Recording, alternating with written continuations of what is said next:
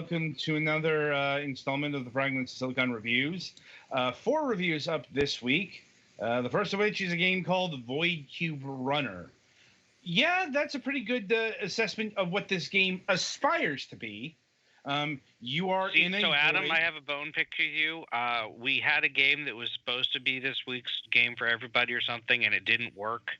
And I think the game that didn't work would have been a better experience than this. Here's the, no, it was a game only for me. It was Conglomerate 451. And yeah, that game was a much better game than this. But, once again, the horrific load times and the crashing where I had to reset the computer nixed that idea. So, Void Cube Runner it is. So, yeah, there's cubes in a void, except they're not actually cubes, they're rectangular prisms. Yeah.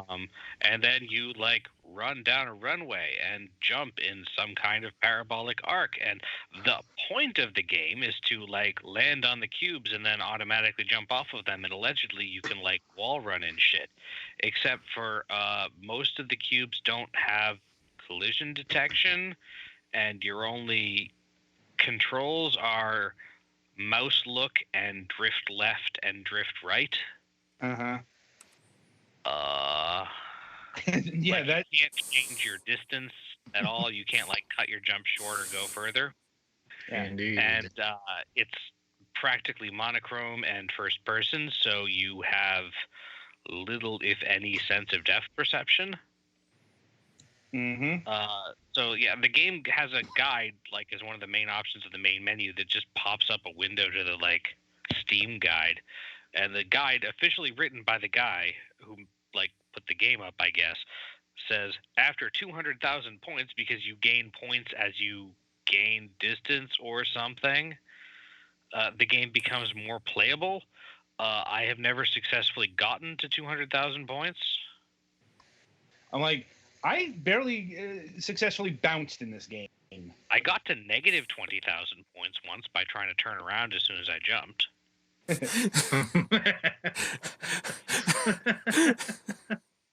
It sounds about right. Okay, I think I have something to try now. Right. And and the game chugs and stops responding for a second every time you die. Yes, it does. That might be a Unity hitch, I think. It might be, but still. I know. So yeah, blank Starfield score rapidly increasing into the negatives. Oh boy. Yeah. Or monsters. Well, are we the monsters or are the people who program this game the monsters? Touche. The music is not bad, but it would be better if it was not semi-randomized. Well, here's the thing. The music is good, but you'll only hear about 30 seconds at most because, that's about how long a run lasts. Yep. And I looked also, this game looks from the menu, it looks like it's designed for VR or some shit. I would vomit everywhere. Part of why I assume it's in first person, but I really think this kind of game would be optimally done in third person. Because you're doing platforming and wall jumping and shit, and the number of really good first-person platforming games is very short. And this game certainly doesn't rise to that occasion. But I guess what I'm saying is they shouldn't have even tried and just gone with the fucking third-person perspective. And I don't know, maybe then the collision detection they would have a body to map to better. If you look straight down, you can't see your feet. So you can't, land on things because you have no goddamn clue where your feet are. Well, it's even hitting the cube in most instances, you'll just go right through it. Mm-hmm. Yep. It's actually getting to bounce on one of these things is an accomplishment in and of itself. Yep. And I think this game was going for some sort of misguided 80s aesthetic because, the abbreviation of this game is VCR. Mm-hmm. know, Get it? yeah, I'm like, it's like this is there was a good idea here, like combining a automatic run and jump game with first person jumping. Like that's not something I've ever seen before, and it's a pretty simple concept, but you have to actually execute the concept correctly for it to work. Oh, and if you couldn't tell if you're not watching the videos, it's not like there's a set pattern of platforms for you to try to aim at either. They're randomly generated every time. No, and we were talking about this. This game just runs contrary to basic game design. Like I'm talking about stuff that's been figured out since the golden age of arcades. Like okay, your typical score progression game is going to be, it starts off easy, like the platforms should be really big, it should be really easy to bounce off them, and then as you go along, like when you hit the 200,000 mark, the platform should be really tiny, and or whatever. They should start easy and large, and like eventually get smaller and trickier. right. But So that involves like actually designing things, which they didn't. They just plugged in an algorithm that generates cubes that are way too small to actually land on.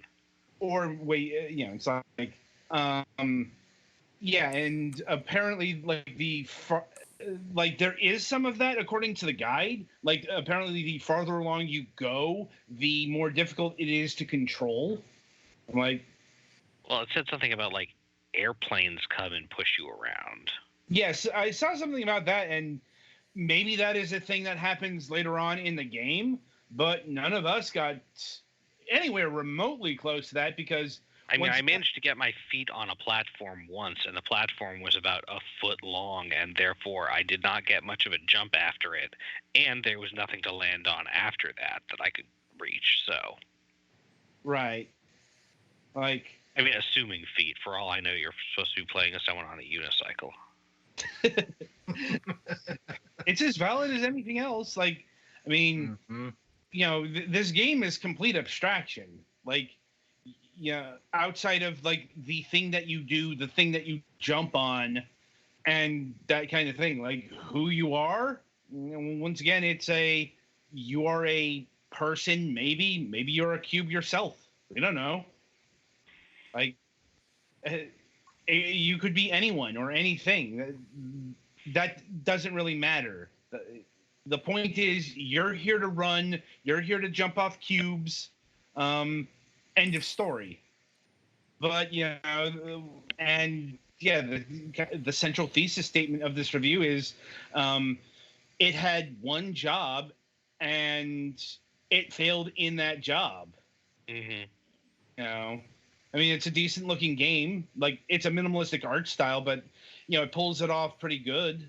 Like the music, what I heard of it was pretty standard, like new wave techno-y stuff. But once again, you're only going to be hearing a track for a few seconds because the runs are so short. Like, apparently that there are people who have gotten to the 200,000 mark, but I don't know what kind of witchcraft was pulled off there. Like, we see as the monkey paw finger rolls in one or whatever.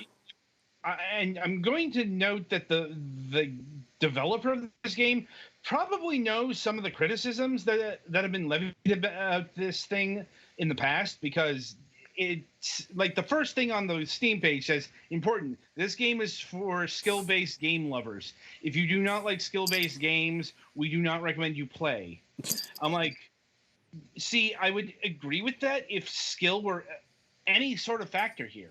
But like, yeah, if you want me to use skill, give me more that I can control other than drifting left and right and trying to intuit fucking exactly what's in my jump arc. With you can't even see the end of. Like, or put some the draw distance ain't great either. yeah, or you're gonna have to put more design in this because it's all up to, it's all up to random chance.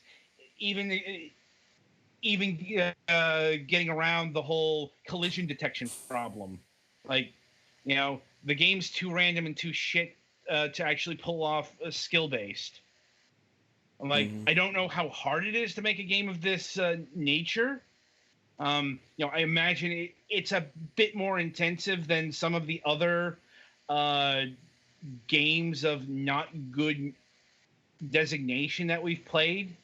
Like, we've played some shit platformers, for example, but I'd imagine those took a bit less work than something that's in 3D, just Mm-hmm. because the nature of 3D development versus 2D development.